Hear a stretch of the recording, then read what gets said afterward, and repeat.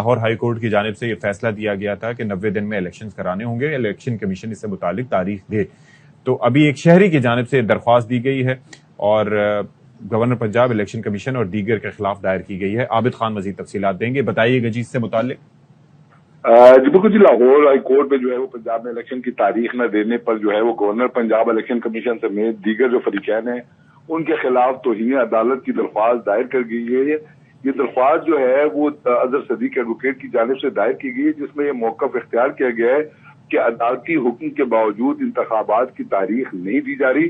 High court نے فوری انتخابی شیڈول جاری کرنے کا حکم دیا تھا اور اتوار کو رات تک انتخابی شیڈول دینا لازمی تھا۔ اس کے بعد جو ہے وہ اب آئینی بحران پیدا ہونے کا خدشہ ہے، کیونکہ آئین کے تحت 90 روز میں الیکشن کروانا ضروری ہے۔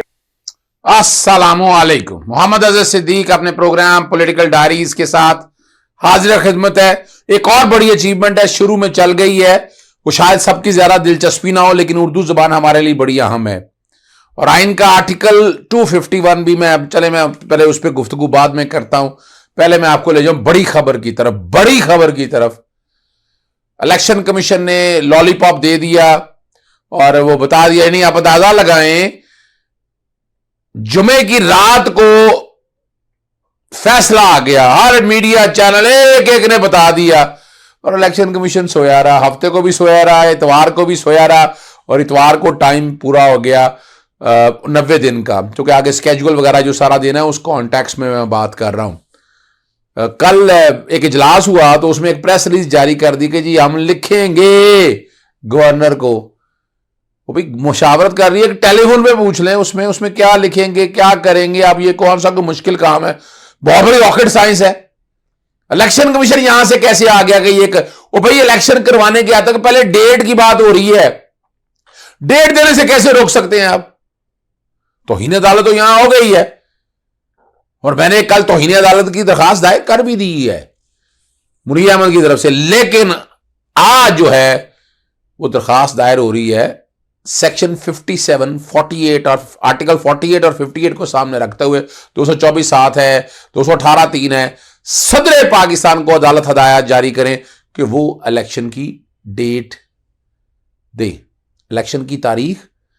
صدر پاکستان سیکشن 57 بیک گراؤنڈ پہ چل رہا ہوگا، آرٹیکل 48 بیک گراؤنڈ پہ، آرٹیکل 58 بیک گراؤنڈ پہ، 224 بیک گراؤنڈ پہ چل رہا ہوگا یا سائٹ پہ چل رہا ہوگا۔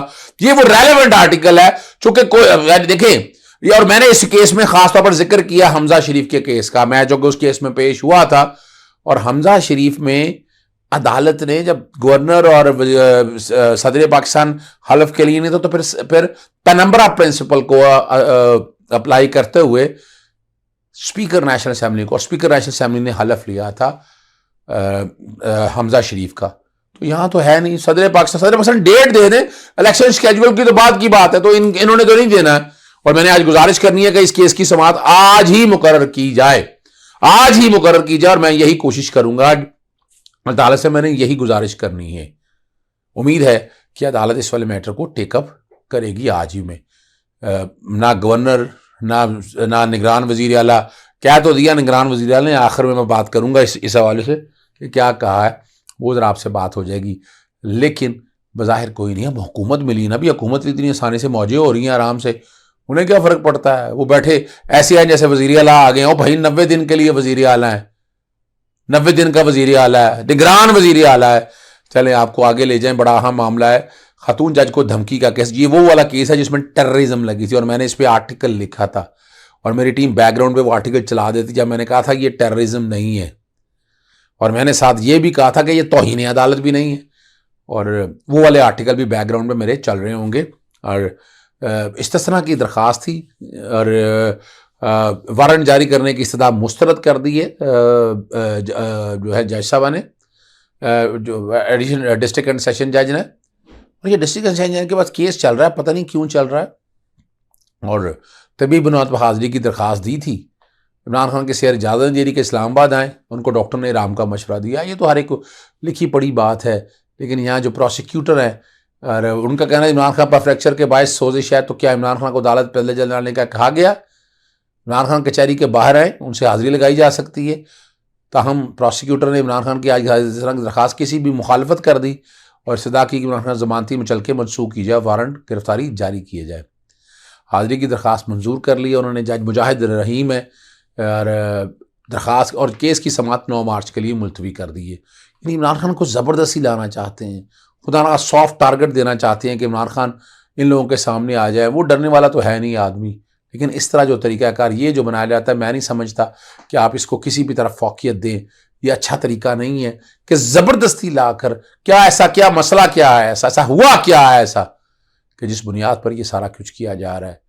توہین عدالت میں عدالت نے معذرت قبول کر لی، بات ختم ہوگی وہاں پر، اس کے بعد کیا رہے گا؟ 780 ویسے ختم ہو گئی۔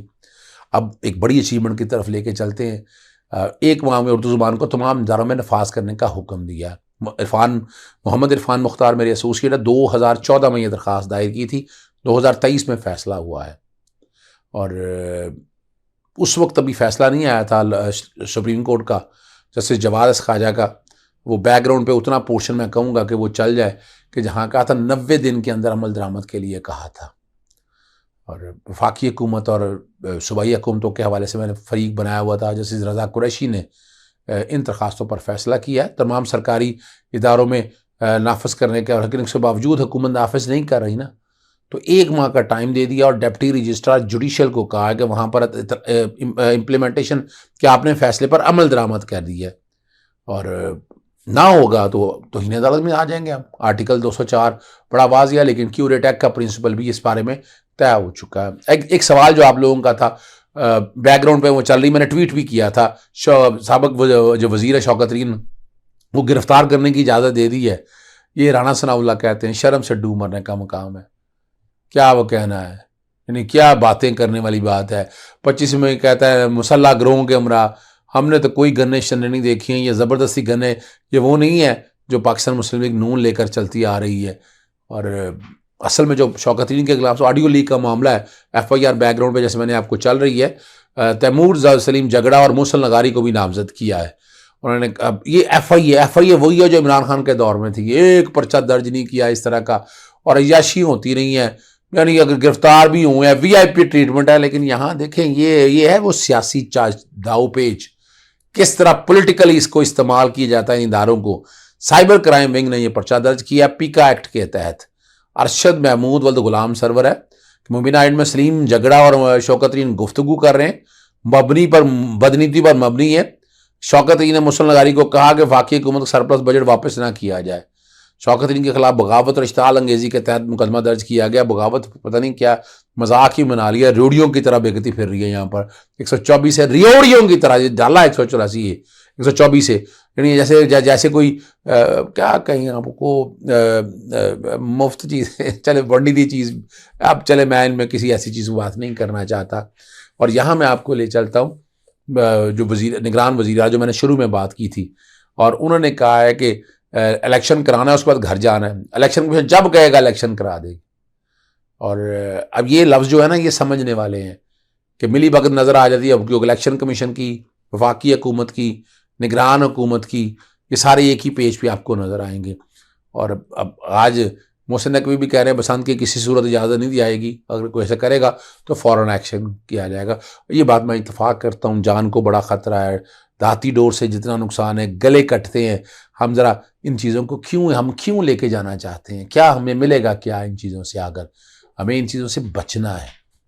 آخر میں عمران خان صاحب چیئرمین، آئین کہتا ہے 90 دن میں الیکشن ہونی چاہیے، بہانے کر رہے ہیں، انتخابات کے لیے پیسے نہیں۔ ویڈیو لنک سے خطاب کیا انہوں نے کہا کہ بڑے وزیروں کی چوری کی وجہ سے ملک تباہ ہوتا ہے، پاکستان میں طاقتور چوری کر کے NRO لے لیتا ہے، یہاں مافیا جو مرضی کر کے لے، پوچھنے والا کوئی نہیں ہے۔ مغرب والے میں ایسا نہیں ہوتا، یہ بات صحیح کہہ رہے ہیں عمران خان۔ قانون کی حکمرانی کے بغیر جمہوریت نہیں آ سکتی، کہ وہ دینی اسکالر نہیں ہے۔ کرکٹ کی وجہ ساری دنیا دیکھنے کا موقع ملا، پاکستان اسلام کے نام پر بنا ہے، مسلمان لوگوں سے لوگ کشتیوں میں یورپ جاتے ہیں، کیا وجہ ہے کہ یورپ ہمارے سے آگے جا رہا ہے؟ ذرا سمجھیے گا، آزاد انسانوں کی پرواز ہوتی ہے، غلاموں کی نہیں ہوتی ہے۔ مدینہ کی ریاست میں انسانوں کو ذہنی طور پر آزاد کیا گیا ہے، اصولوں پر کھڑی کی گئی ہے۔ انسان اور جانوروں کے معاشرے میں سب سے بڑا فرق ہوتا ہے انصاف۔ جب آپ معاشرے میں انصاف قائم کرتے ہیں تو لوگوں کو آزاد کرتے ہیں۔ کبھی بھی غلام انسانوں نے آج تک بڑے کام نہیں کیے، ذہنی غلامی سے نکل نہیں لگے۔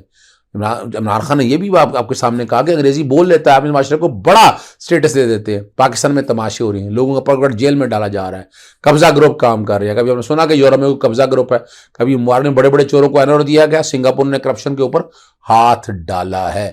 چھوٹی چوری سے ملک تباہ نہیں ہوتے، جب بڑے بڑے صاحب حیثیت جو لوگ چوری کرتے ہیں ملک تباہ ہو جاتا ہے. اور امریکہ کو خوش کرنے کے لیے ہزاروں لوگ قربان کیے. اور روس سے یہ بات بڑی واضح ہے، عمران خان نے کہا سستی گندم لیں گے، تیل کی بات کی، جو لڑائی میں تیل کی قیمت اوپر چلے گی، ذات کے لیے لوگوں کے لیے فیصلہ کیا. اور یوکرین کے ساتھ جانا ہی جو ہے نا اس کی حکومت عمران خان کی جانے کا سبب بنا. یہ آپ سب لوگوں نے دیکھ لیا ہے. اور ہیلتھ کارڈ اور باقی چیزوں میں عمران خان نے بہت سی باتیں کی ہیں، لیکن ایک بات بڑی وضاحت کے ساتھ ہے کہ عمران خان کو سائفر کے حوالے سے اب بات عمران خان جو بھی کہیں اس حوالے سے، لیکن ایک بات تو بڑی واضح ہے کہ عمران خان کی گورنمنٹ کو گرانے کے لیے جو طریقہ کار اختیار کیا وہ ریکارڈ کا حصہ ہے. بہت سی تفصیلات میں پہلے بھی بتا چکا ہوں، میرے پرانے پروگراموں میں بھی آپ سن چکے ہیں، اور یہ میں بات کرتا رہوں گا. اجازت چاہتا ہوں. السلام علیکم، اللہ حافظ. پاکستان زندہ باد.